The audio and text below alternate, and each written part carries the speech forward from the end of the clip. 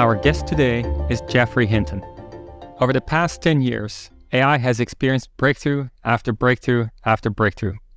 Underneath all of these breakthroughs is one single subfield of artificial intelligence, deep learning. Geoff was at the origins of so many of the pioneering breakthroughs in deep learning that he's often referred to as the Godfather of artificial intelligence. His work has been cited over 500,000 times.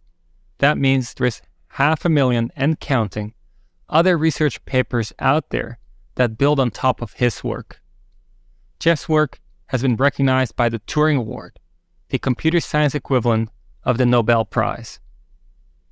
Geoff was actually the guest for our Season 2 finale with 2 back-to-back episodes discussing the early days of deep learning, the various breakthroughs, and the potential for AI ahead of us. But something big changed just recently, which is why I'm so excited to have Geoff back on already. As announced in the New York Times, among many other outlets, Geoff has quit his job at Google so he can freely speak about the risks of artificial intelligence. A part of him, he said, now regrets his life's work. Geoff, so great to have you here with us. Welcome to the show. Thank you. I enjoyed our last podcast and I'm hoping to enjoy this one. Well, I hope so too. I'll try my best. Geoff, before diving into today's conversation, I'd like to thank our podcast sponsors, Index Ventures and Weights and Biases. Index Ventures is a venture capital firm that invests in exceptional entrepreneurs across all stages, from seed to IPO. With offices in San Francisco, New York, and London, the firm backs founders across a variety of verticals, including AI, SaaS, fintech, security, gaming, and consumer. On a personal note, Index is an investor in Covariant, and I couldn't recommend them any higher. Weights and Biases is an ML ops platform that helps you train better models faster with experiment tracking, model and dataset versioning, and model management. They're used by OpenAI, NVIDIA, and almost every lab releasing a large model. In fact, many, if not all of my students at Berkeley and colleagues at Covariant are big users of Weights and Biases.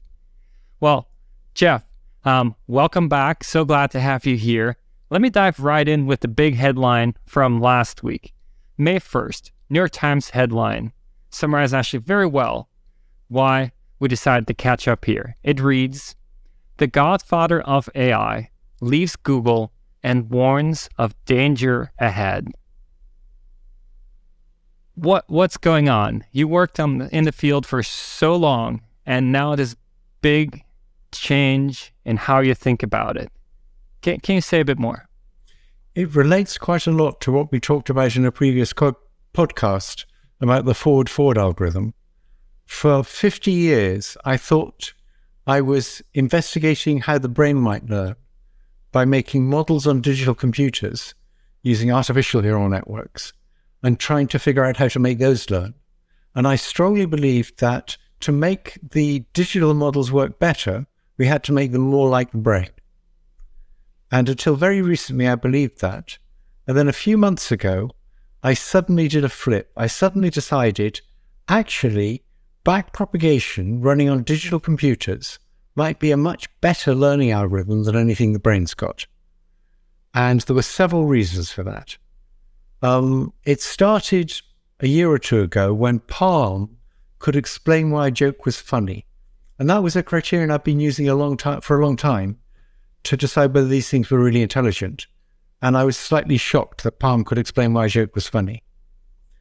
Then we saw, in addition to Palm, things like ChatGPT and GPT-4, and they were very impressive in what they could do. And in particular, they had about 1 trillion weights, but they knew much, much more than any one person. So we've got about 100 trillion weights. But these things know about 1,000 times more common sense facts than we do. And that suggested that backpropagation was much, much better at packing a lot of information into only a few connections, like only 1 trillion.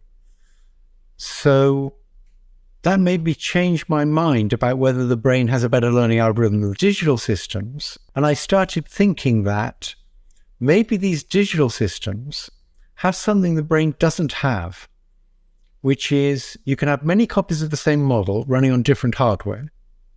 And when one copy learns something, it can communicate that to all the other copies by communicating the weight changes with a bandwidth of trillions of bits.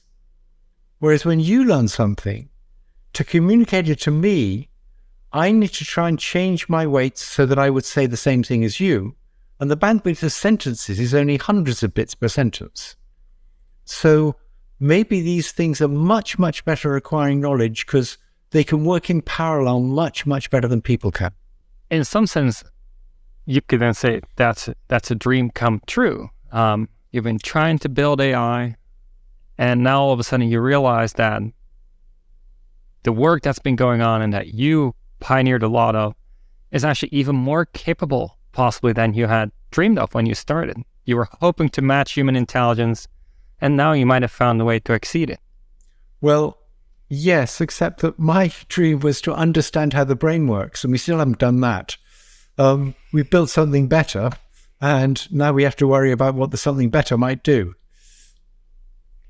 Now, you notice as well as anybody, the first question on a lot of people's minds when they hear about AI is, is it dangerous to us? If it becomes smarter than us, which you're alluding to, Geoff, that it might have the potential to be smarter than us, is it going to kill us? What is it going to do with us? What happens to us humans when we hit that point? So obviously, we would like to stay in control.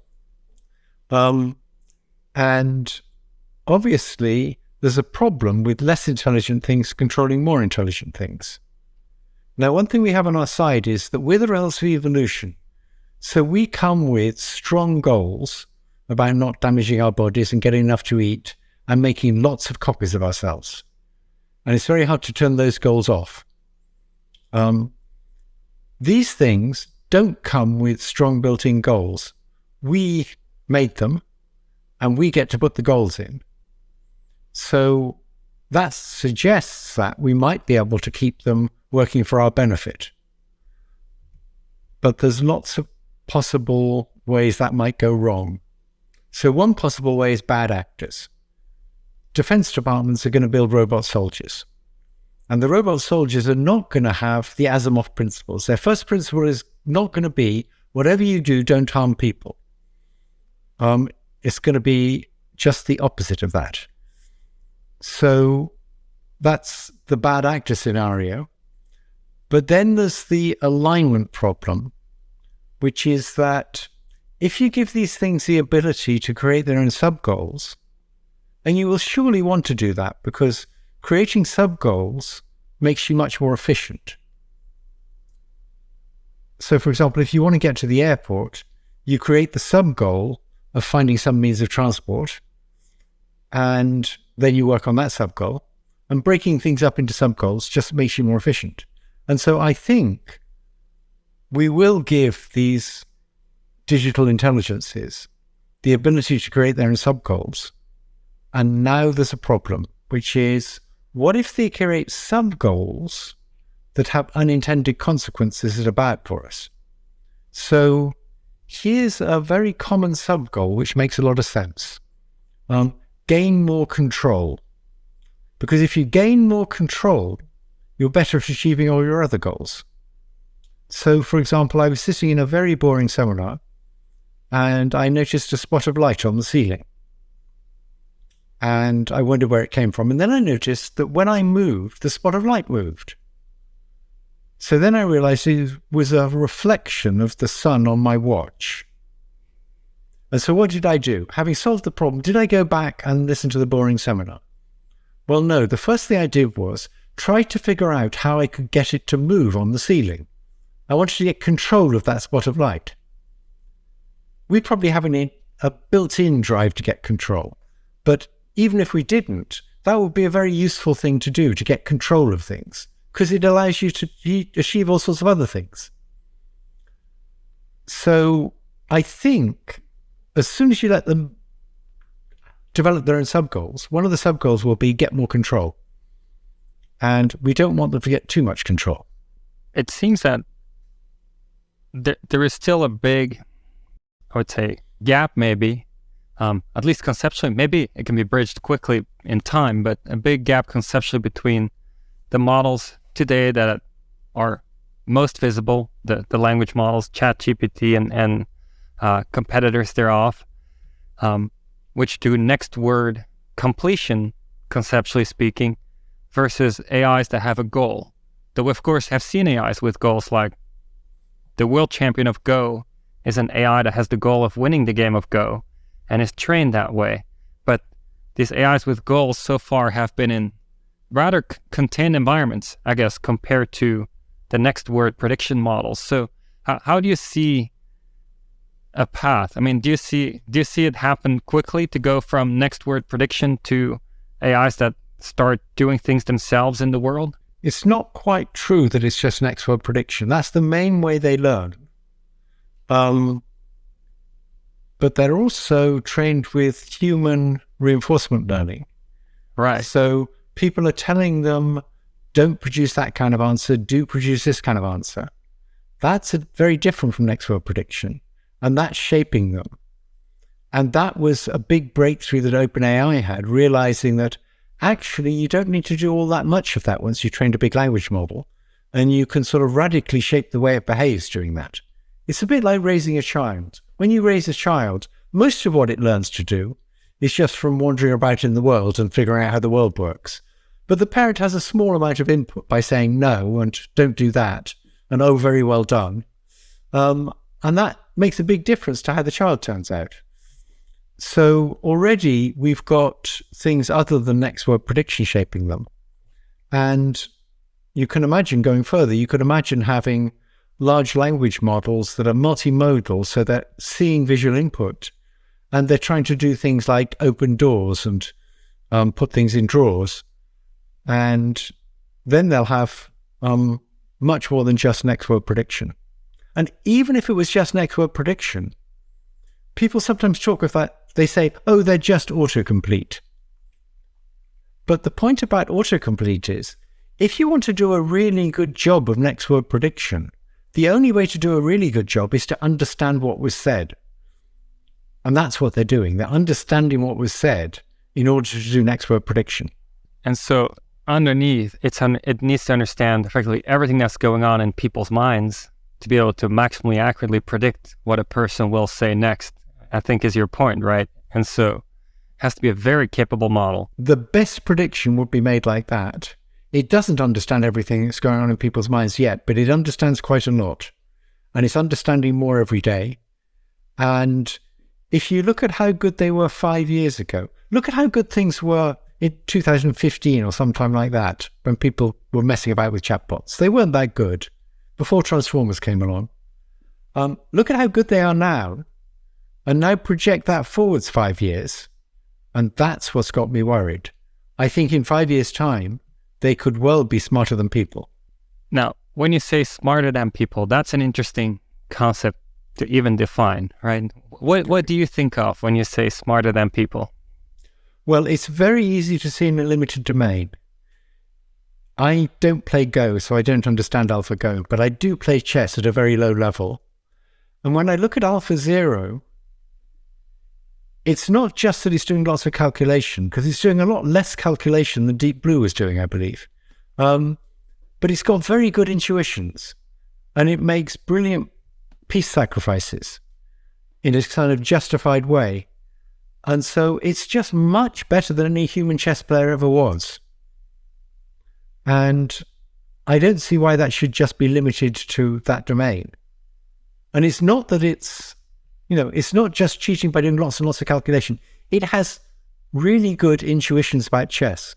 So could you imagine that, I mean, maybe not 5 years from now, but that, or maybe sooner, who knows, that somebody decides that they want the CEO of their company to be an AI and that company will actually do well because that AI CEO better understands everything going on in the company, in the world, and can make better decisions? Why not? I don't think that's an absurd idea. I should say something about predicting the future here. So you get lots of car accidents when people drive in fog. And the reason is people are used to driving at night. And at night you can see the tail lights of the car in front. And the brightness of the tail lights falls off as the inverse square of the distance. That's the amount of light you get from them. And so that's your kind of model, which is kind of quadratic fall off. As soon as you get fog, that's exponential fall off. You lose a certain fraction of the light per unit distance. And so relative to what you're used to, which is quadratic fall off, fog, you can see the first 100 yards perfectly clearly. And that makes you think you're going to be able to see 1,000 yards moderately clearly. But actually at 200 yards, a wall comes down. You can't see anything beyond 200 yards because it's exponential drop-off. And that's a very good model for seeing the future. You can see very clearly what's going to happen a few years down the road. And then suddenly, you don't know anything. You think you do because you extrapolate, but you extrapolate using a linear model or a quadratic model, and it's actually exponential, and we're hopeless at predicting the future in the long term.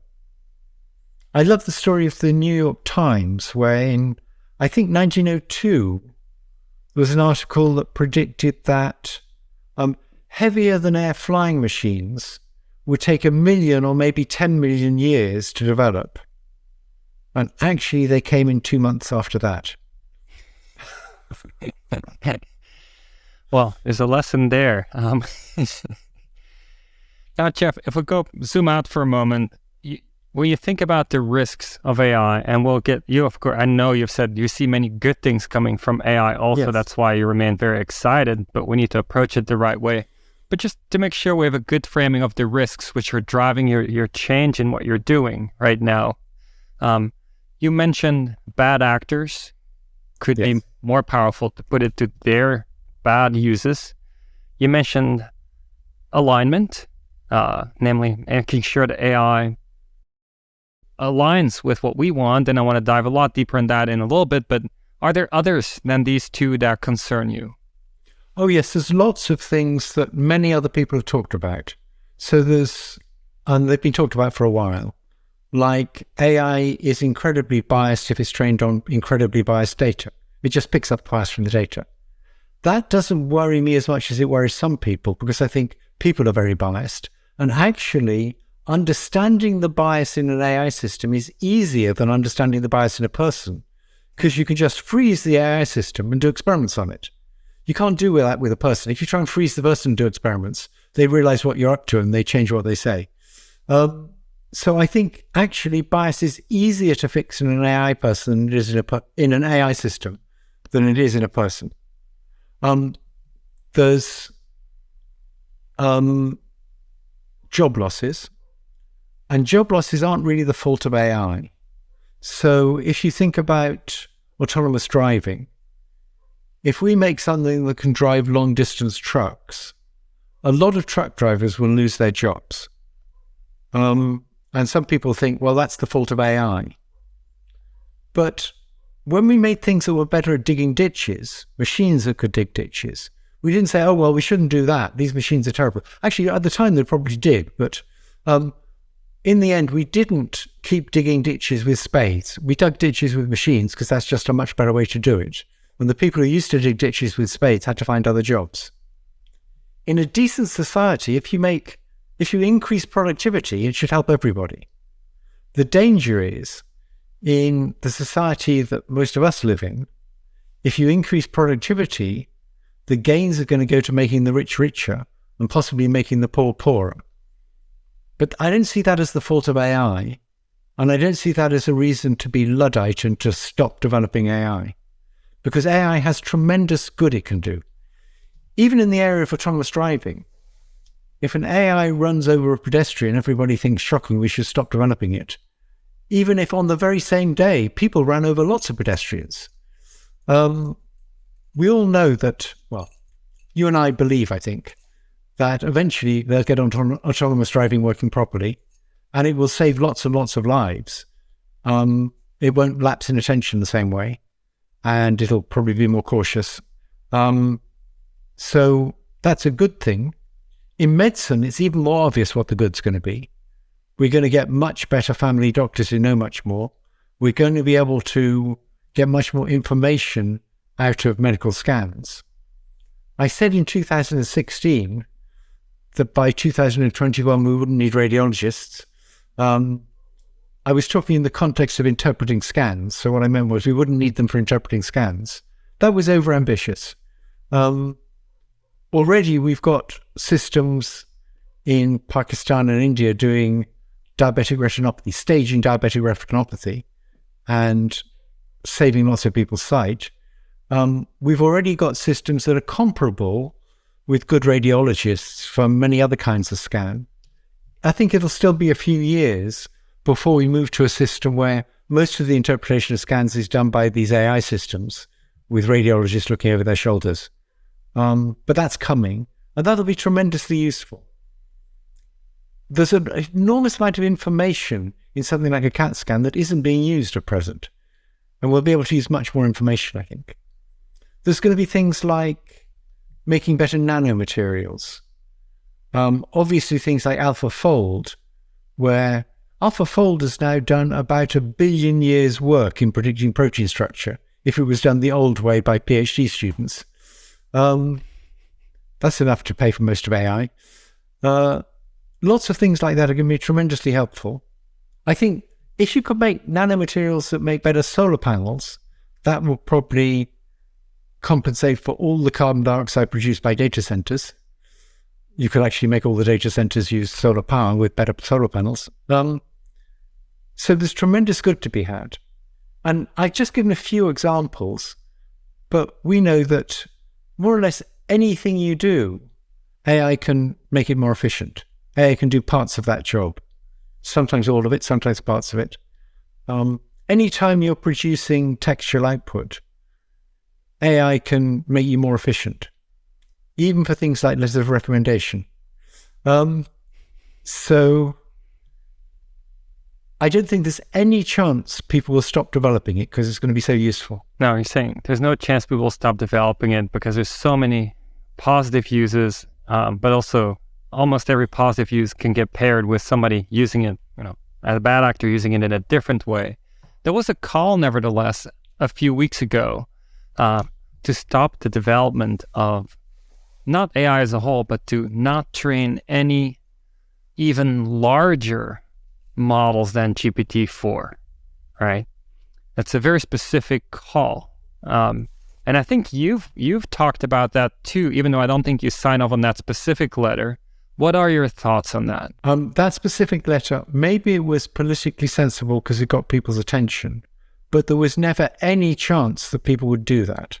It was completely, I didn't sign it because I thought it was silly in the sense that what they're calling for is something completely infeasible.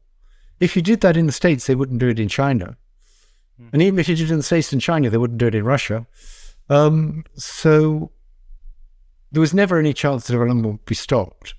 I also agree with Sam Altman that if you think about the existential risk of these things getting out of control, then the best way to handle that, given that you can't stop this stuff developing, is for the people developing it to be doing experiments as they develop it, understanding much more about how you control it. Anybody who's written a program knows you can't just sit in an armchair and figure out the solution to problems like that. You have to experiment. It has to be the people who are developing it who fiddle with it and see what happens and what doesn't happen. And you learn all sorts of strange things you wouldn't have expected. And so that's what I think is going to happen. And really what I want to call for is that comparable amounts of effort and resources should go into developing it and figuring out how to stop the bad side effects and stop it getting overall control. So I want to sort of sound a warning that we've got to take this very seriously. Right now, it's kind of 99% of the money goes into developing it and 1% into safety. It should be much more like 50-50. From an academic point of view, that might not be too hard to steer. I mean, in a sense, you could imagine funding agencies adjusting the calls for proposals to be closer to what you're saying, Geoff, right? And that doesn't seem infeasible at all to have something like that happen. But how about in the private sector, which is more driven by developing things that make more money, do you think it's realistic that 50% of the money will be made by spending time on the safety aspects? Or how do we get there that actually matters just as much? Yeah, I don't know. This is where I resort to saying, I'm just a scientist who noticed something that might happen. I'm not a policy expert. In Google, they were fairly responsible when they had the lead. After they developed transformers, they published them and they developed chatbots. They didn't put their chatbots out there because they knew there'd be lots of bad side effects if people started using them. And so I thought they were fairly responsible. It's just when Microsoft funded OpenAI and then used their chatbot in Bing, Google didn't have much alternative but to respond by trying to do the engineering on their chatbots so they could make a version of Bard that was comparable with ChatGPT. In a capitalist system, they don't have much alternative.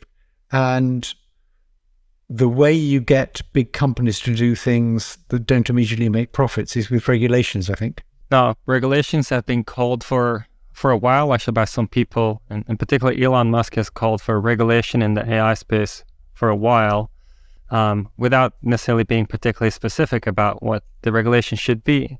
Is there a certain regulation that you think would make sense? So there are many dangers of AI, and people tend to sort of confound them all into one big soup of danger. And I think it's important to separate them out. So there's putting people out of work. There's encouraging political divisions by trying to give people things that will make them indignant to click on because they love being indignant. I love it too. I love clicking on these things that are going to make me indignant. There's the existential threat. And then there's the threat of truth disappearing because you don't know what's real and what's fake. These are all different threats, in addition to things like discrimination bias. So we need to think which threat we're talking about. And for the threat of truth disappearing because we're just swamped with fakes, you can imagine there's something we might be able to do. It's going to be very tough, but governments really don't like people printing money. They like to be the ones that do that. And so there's very severe penalties for printing fake money. And the penalties are actually, if someone gives you some fake money and you know it to be fake, and then you take it to a store, that I believe is a criminal offense too. Not as bad as printing it yourself, but trying to pass counterfeit money, that is illegal. So we need something like that for AI-generated material. It has to be clearly labeled as AI-generated, and if you try and pass it off as real, there should be severe legal penalties for that. Whether we can be good enough at detecting it is another matter, but at least you can see the sort of direction in which you need to go in to prevent us being swamped by fake videos. Yeah, enforcement wouldn't be easy, I guess, but I agree. I mean, the principle seems clear, I guess, even if the enforcement might be hard. Let me tell you why the enforcement is going to be really hard. Imagine you use deep learning to help you. So you build an AI system that can detect the fakes, right? Mm-hmm. We know that building an AI system that can detect the fakes is a very good way of training your generator to make more realistic fakes. That's what generative adversarial nets do. Mm-hmm. So there doesn't seem to be much hope in the direction of using an AI system that can detect fakes. It'll just allow the generators to make better fakes. When you think about cryptographic solutions, that's always been on my mind. Imagine something where whatever content that's created gets a cryptographic signature. Traditional cryptography, nothing to do with Web3 or anything like that. It just gets a signature attached to it that shows who is the author of this piece of material or who shot the video and so forth. And then it'd be the reputation of the author that'd be at stake in terms of credibility if they put a lot of fakes in the mix. It used to be the case in Britain it's probably still the case, that whenever you print anything, even if it's a pamphlet for a political demonstration, the printer's identity has to be printed on it. It's illegal to print things without the printer's identity being on it. And that's basically the same idea, early version of that idea. I know nothing about cryptography and cryptographic stuff, so I might have my area of expertise, but it sounds to me like that's extremely sensible. That's your thoughts on regulation, even though it might be hard to enforce, that in principle has a clear kind of framework to it for avoiding being flooded with fake news, fake videos, fake text, and so forth. You can also imagine regulations for clickbait, for avoiding political division by clickbait. This is the point at which I'm glad I no longer work for Google. So Facebook and YouTube and lots of other social media encourage division by offering up to you things that will make you indignant and things that are within your echo chamber. And you could imagine trying to use legislation to prevent that. It's tricky to do, but I think it's important, if you want to keep democracy and not have this incredible division between two groups of people, each of whom think the other is completely crazy, to do something about that. It needs to be that you discourage these companies from offering up things that'll just make you indignant. I recall a few years ago, there was a very brief moment where actually Facebook did some self-policing in some sense, where they would not let you share anything that ended with, "Hey, you'll never guess what happened next." That was that was automatically like not allowed. Right. But yeah, it's of course much more difficult than that. Yes. And it's not an area where I have any expertise, but it just seems to be, it's the kind of thing where maybe regulation could have an effect. Mm-hmm. Now, the big thing, of course, a lot of people worry about is AI's taking over the world. Right. That's the existential threat, and that's what I'm talking about. That's where I've changed my mind a lot recently. I used to think it was way off, 30, 50, 100 years. Now I think I have very little confidence in predicting how far off it is, but I would guess 5 to 20 with very low confidence. Not taking over the world, but being smarter than us. And the big issue is, once it's smarter than us, does it take over the world, or do we still control it? Mm-hmm. And that's what's in our hands then in the next 30 to 50 years is what you're talking about, what we should focus on. It may be in our hands. It may be that it's historically inevitable that digital intelligence is better than biological intelligence, and it's the next stage of evolution. I hope not, but that's possible. And we should certainly do everything we can to keep control. Sometimes when I'm gloomy, I think, imagine if somehow frogs had invented people, and frogs needed to keep control of people, but there's rather a big gap in intelligence. I don't think it will work out well for the frogs. But of course, that's not really a very realistic argument, because people evolved, and so people evolved with their own goals, including the goal of make more people. And these digital intelligences don't have their own goals. If they ever did get the goal, if a digital intelligence got the goal of make more of me, then evolution would kick in, right? And the one that was most determined to make more of itself would win. So we don't want them to ever get that goal. We don't want it, is what you're saying, but would it be hard to give it to them if we wanted to? I mean, if we just... Oh, I think you could quite easily give a digital intelligence the goal of making more of itself. You just say that's your main goal in life. Mm-hmm. And I think that would be crazy. I don't think even Putin would do that, but... Well, it's a very risky thing to give them the goal of there being more of themselves, but maybe I'm just imagining here, but maybe the reason that humans are where they are today is because of evolutionary competition. Oh, yes. Maybe the smartest digital intelligence would emerge from a competitive environment. Maybe not against humans, but against other digital intelligences. Yes. So you can imagine a whole new phase of evolution when biological intelligences, because they're very low power, can evolve. They build power stations and they build digital intelligences which require a lot of power and very accurate fabrication. So you can have many copies of the same model. These digital intelligences are then the next phase of evolution. They compete with each other and get better because they're competing with each other. That's certainly a scenario that's not at all inconceivable.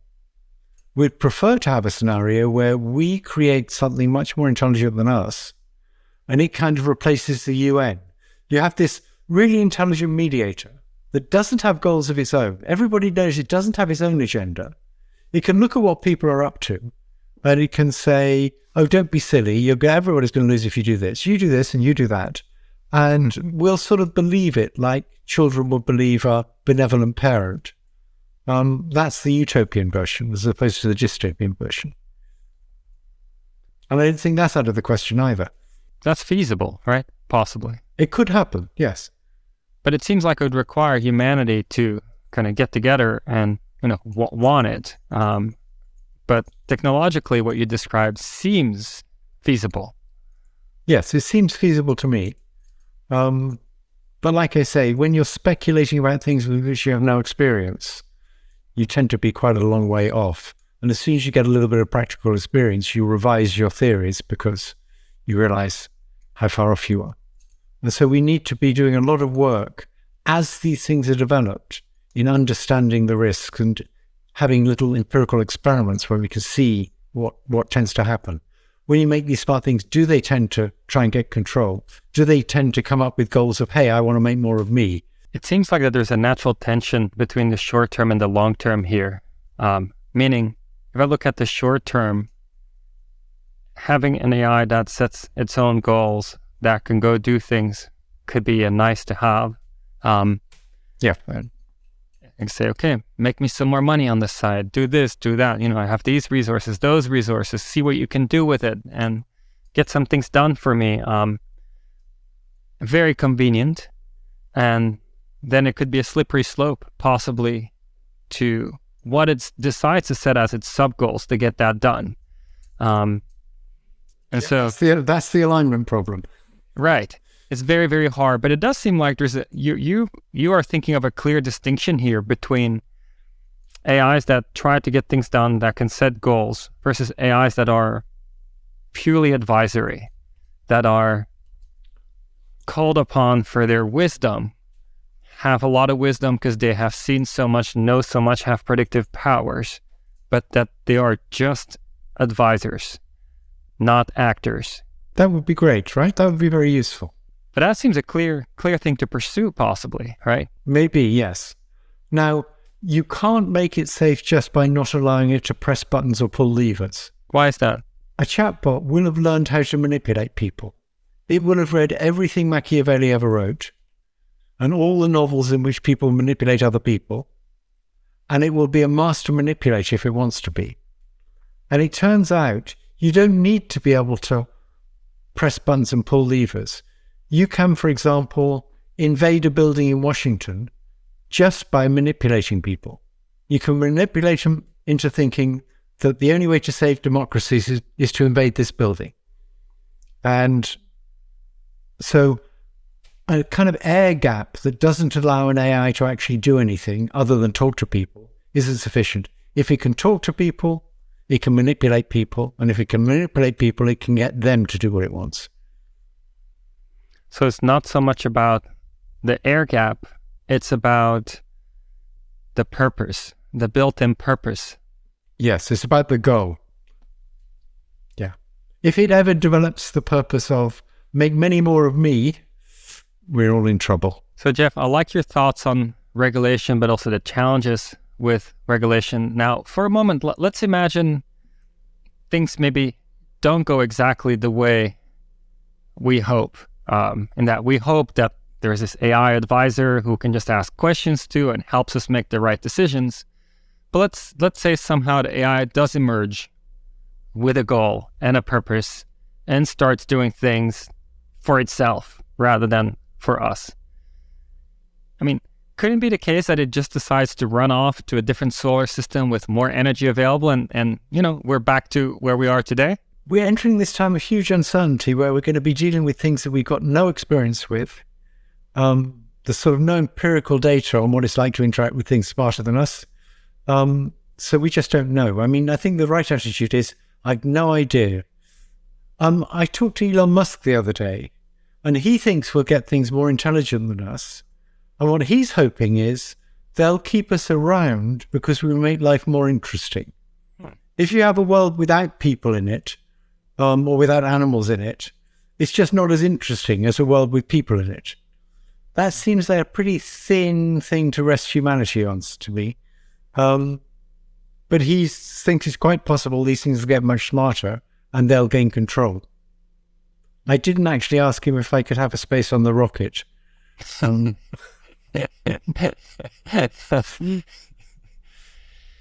Yeah.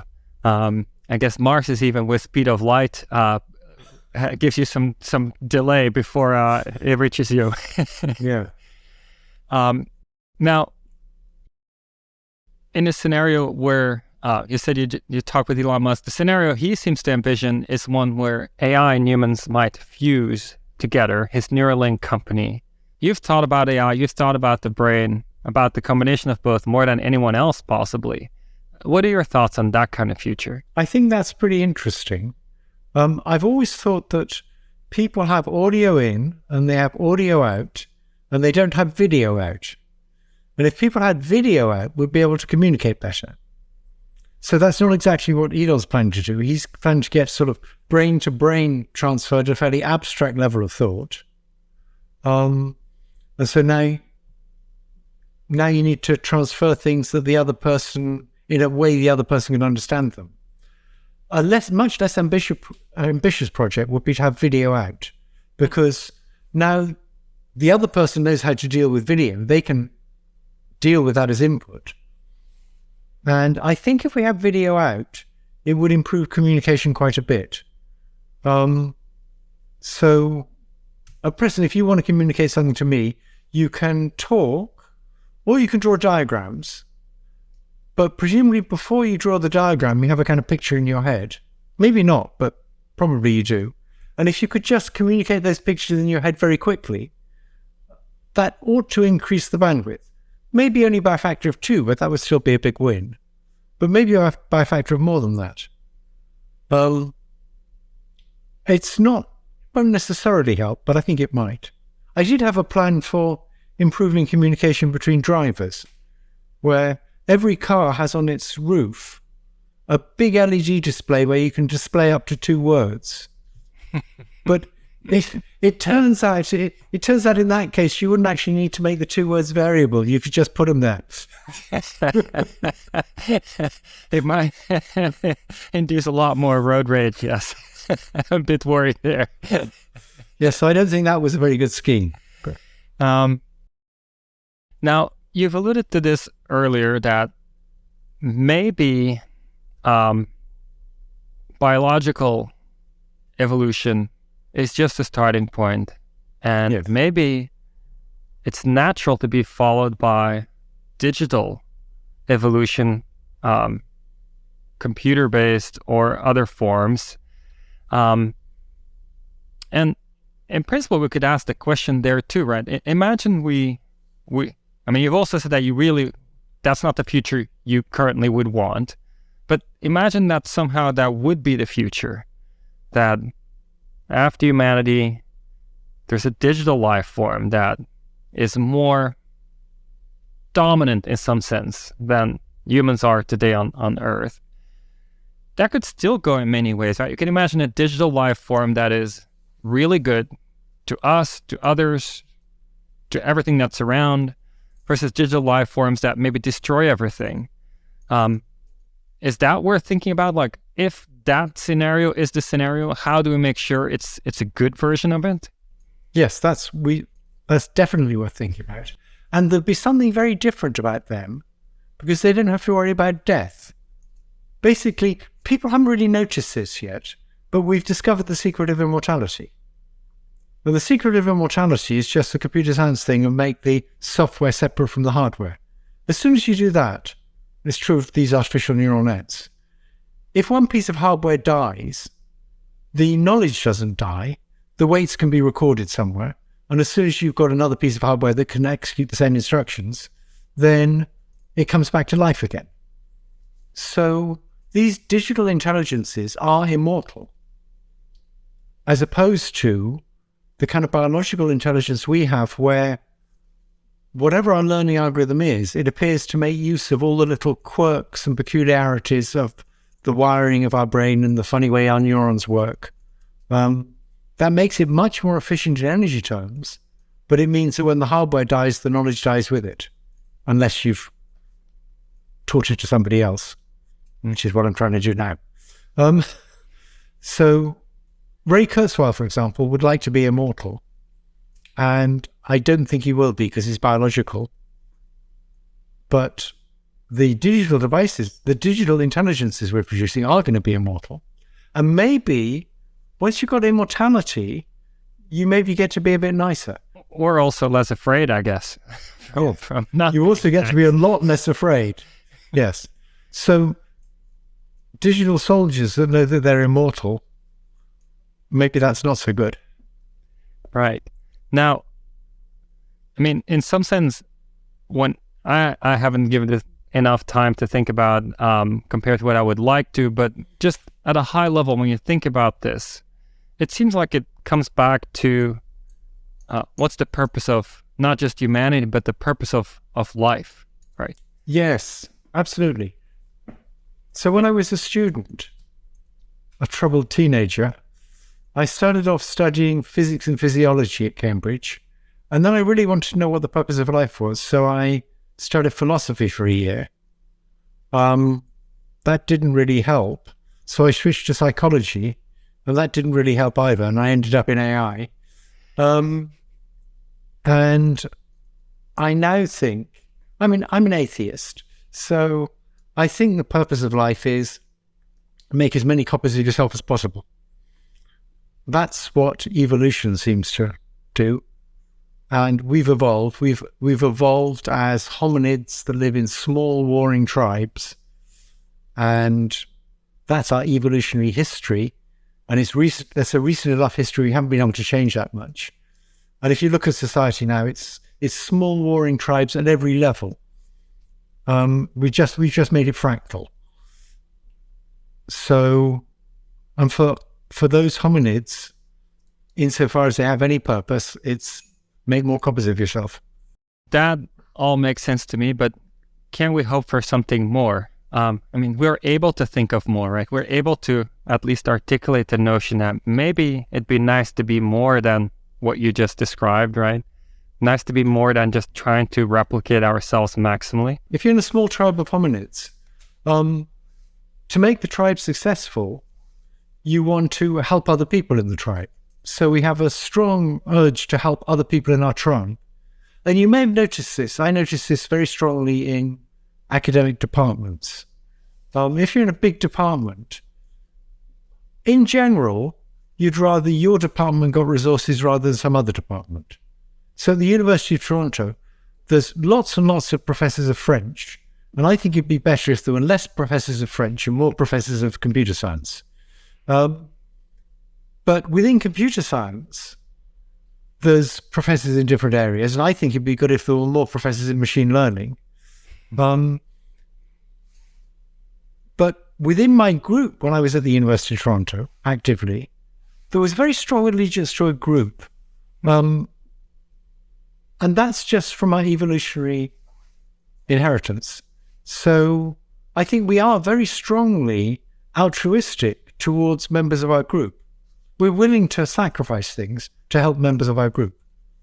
And you know that when you write a very long letter of recommendation for a student you really like, you're sacrificing your time to help someone in your group.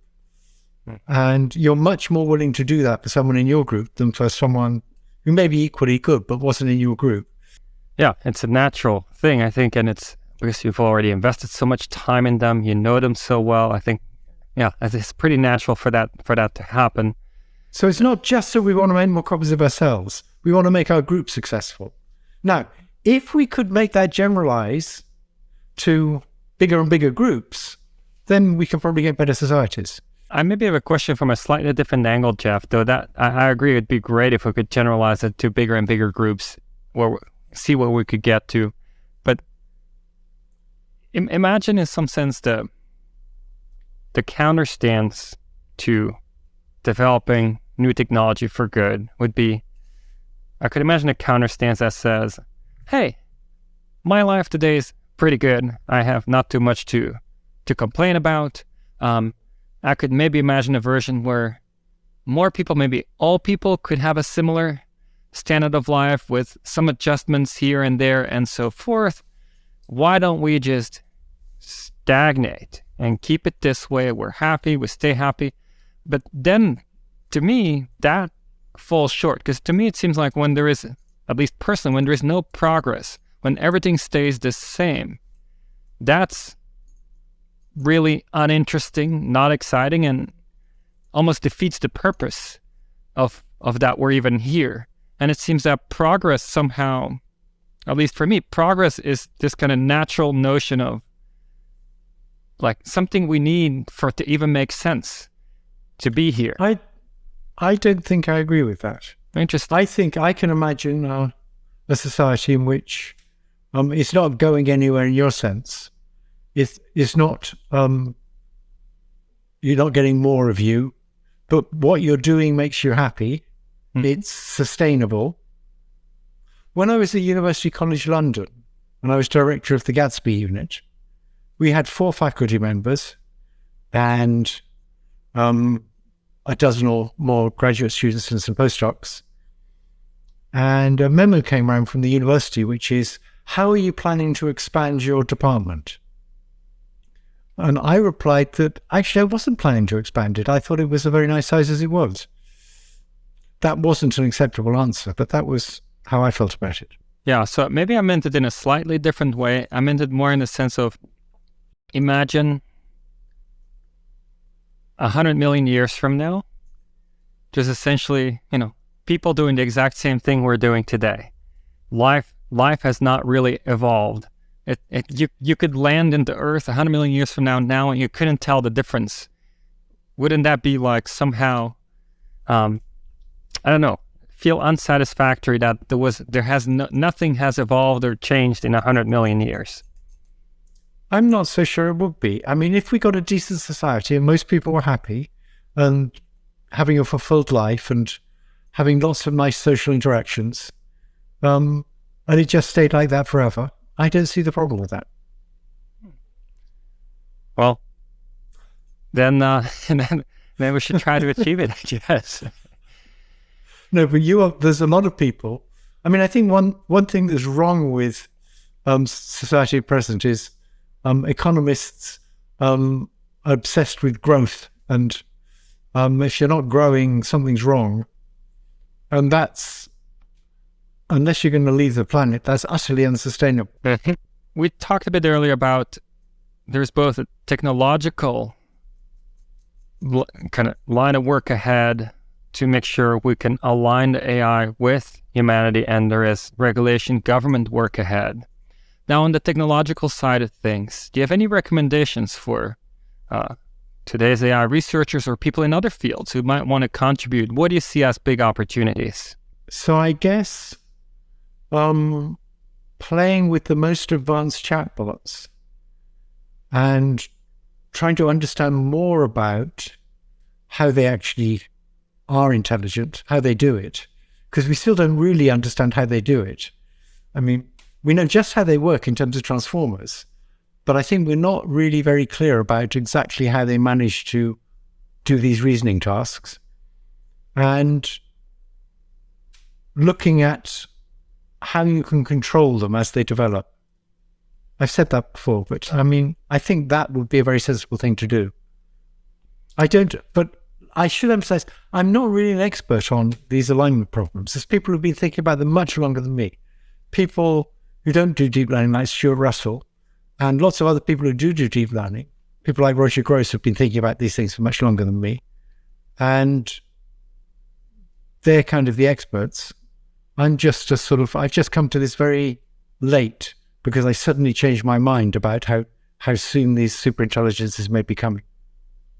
And I see my role as, I'm sort of getting a bit old for doing technical work. I see my role as use my reputation to sound the alarm. I saw that quoted somewhere that you said, I feel a little bit old to do technical work. And I think back to our conversation less than a year ago, and I'm like, wow, that conversation was far more inspiring than pretty much any other conversation I've had in a very long time, inspiring at the technical level of things we talked about. So I think you have a very high bar for what it means to still be able to do something interesting. Well, it's kind of you to say so, but when I tried to scale up the forward algorithm, I couldn't get it to compete with backprop. And that was one of the things that made me think that maybe backpropagation is just much better than what the brain's got. Mm-hmm. Now, final question for this conversation here, Geoff.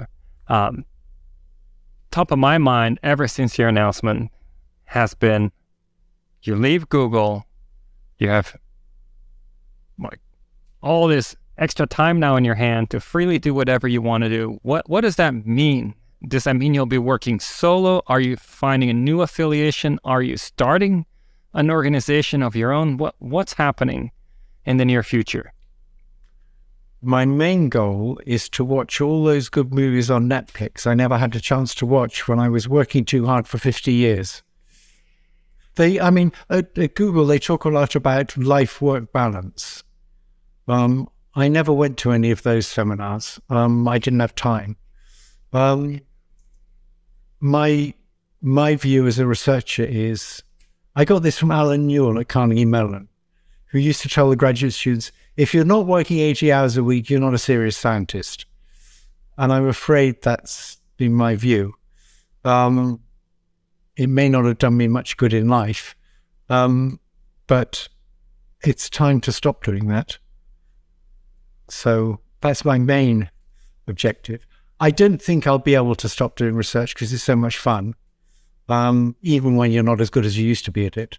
So I will probably keep working on variations on the forward algorithm and variations on trying to do a stochastic version of backpropagation by taking random steps and then multiplying the step length by how much it improved things. That seems to be, that'll scale much worse.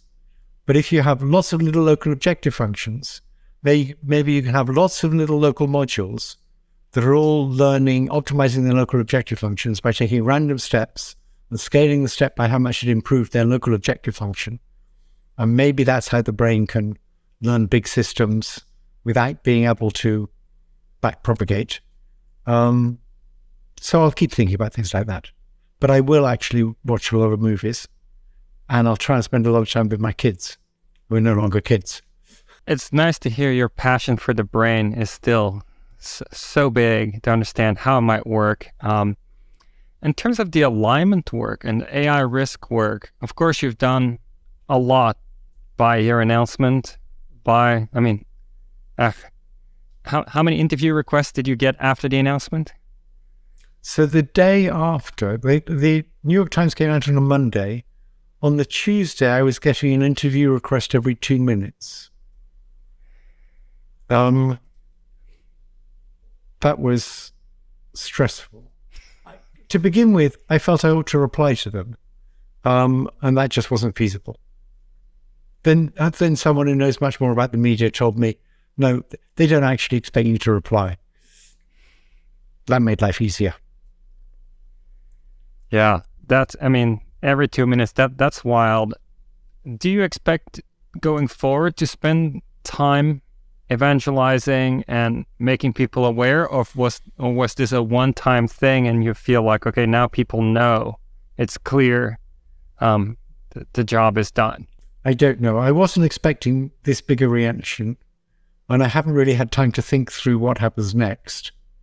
I suspect I'll keep encouraging people to work on the alignment problem, work on thinking about how to keep these things under control. and I'll probably keep giving the occasional lecture about that. But I don't intend to sort of make that a full-time job. What I enjoy much more is fiddling about with programs that are implementing interesting algorithms and see how to make them work. That's what I like doing. That's what I'm good at, and I'll go back to doing that when I get bored with Netflix. And isn't there an apparent contradiction there between trying to get across how important it is that we work on alignment, but still have a personal, maybe stronger attraction to understanding how the brain might work? Understanding how the brain might work is not the thing that's going to get us into trouble. It's building things that are better than the brain that's going to get us into trouble. Understanding how the brain might work might help more. It might help more in sort of how you deal with this horrible divisive thing where you get indignant camps who don't believe what the others are saying. I grew up in the sort of 50s and 60s when there was a general belief that if there was better education and more understanding, everything will get better. That belief has disappeared. But I still believe that it ought to be the case that if we understand better, we understand how people work better, we should be able to make society better. I love that as a concluding sentence for this conversation, Geoff. Thank you so much. Well, thank you.